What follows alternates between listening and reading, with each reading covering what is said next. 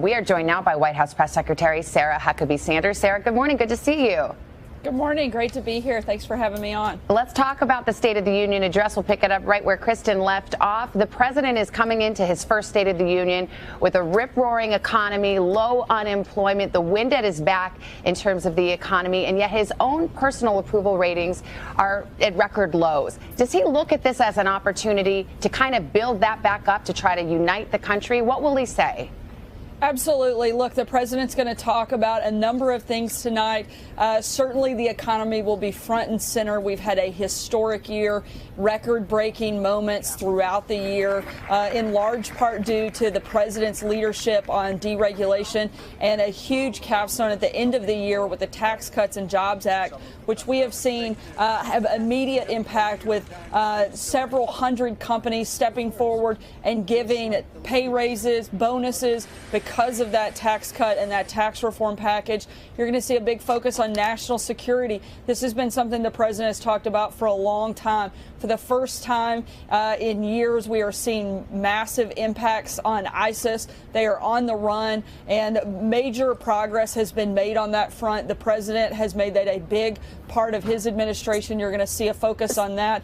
Immigration. The president last week laid out the framework that is a bipartisan deal that brings both Republicans and Democrats to the table and gives everybody something of what they wanted most. So, Sarah, this is the first attempt we've seen to really deliver on this topic and on this issue, and a real chance to make some big reform, and we're excited to see that take place. So lots to talk about at the State of the Union, and lots to talk about behind the scenes as well. As you well know, the Deputy Director of the FBI, Andrew McCabe, abruptly resigned yesterday, earlier than expected. The president has made no secret of the fact that he does not care for Andrew McCabe. You said that he wasn't part of the decision process. Was he happy to see Andrew McCabe go? Look, I haven't asked him specifically about that, but he certainly has voiced some frustrations with some of the actions by the deputy director. But the bigger issue is the president has full and complete confidence in FBI Director Wray, and he has left these decisions to him. And I would refer you to them for specifics. Right now, and certainly top of mind for this president, isn't about Deputy Director McCabe, but it's about the State of the Union. It's about bringing the country together, setting a very optimistic vision tonight, and I think you're going to see a lot of the president's heart in this speech. I think you're going to see a lot of the patriotism of this country, and I think it's going to be a really incredible and powerful night, not just for the president, but for the entire country. And back to the Russia investigation for just a moment, because let's go big picture, and here's what I don't quite understand. The president has said there's no collusion, there's nothing wrong here, there's nothing to see here, and yet one by one he's gone after every single one of the Justice Department officials who is connected to this, whether it's his own attorney general, whether it's the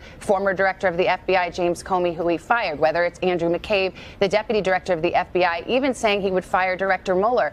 If there's nothing to see here and he's innocent, and why does he go after all of the Justice Department officials connected to the Russia investigation? Doesn't it at a minimum look bad?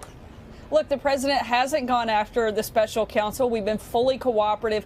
We've volunteered thousands upon thousands of documents. Over 20 different individuals have done interviews. We've been as transparent as possible throughout this process. But he has gone after every single person at the top of this investigation, including the attorney general he appointed. So I guess the question is, if there's nothing to see here and he wants to cooperate, why does he continually go after people who are connected to the investigation and just trying to do the investigation? I mean, doesn't that make it look like he has something to hide? Frankly, if some of these individuals were just trying to do the investigation, they would have done it and it would have been wrapped up. Time and time again, the only thing that has come out of these, and every single time after interviews, after reviewing records, the only thing that they come back to is that, no, we haven't found anything yet. Frankly, I think the people that are frustrated most isn't the president, it's the American people.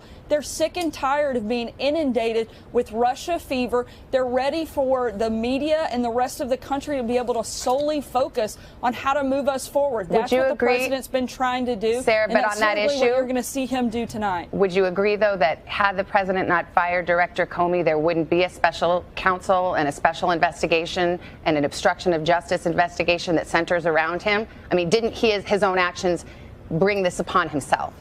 Look, I think the actions of Director Comey, and certainly every day since his firing, we've seen more and more reason that he shouldn't have been the head of the FBI. It's turned out that he was leaking information. I think the president made the right decision, and for us to go back and try to recreate history is just simply not possible. Again, I think that it has been very clear time and time again, there's absolutely no collusion whatsoever with the president or this administration. We're ready to move on. I know the country is ready to move on, and we look forward to the special counsel wrapping this up so we can continue to focus on all of the great things we were doing. Imagine how many more good things for the country we would have been able to do this past year if everybody hadn't been so focused on this Russia. That's true, but I got to go. But you have to say, I mean, the press focuses on it, but that's because the president's focused on it and tweeting about it. But we've got to leave it there. We'll see you tonight for the State of the Union. White House Press Secretary Sarah Huckabee Sanders,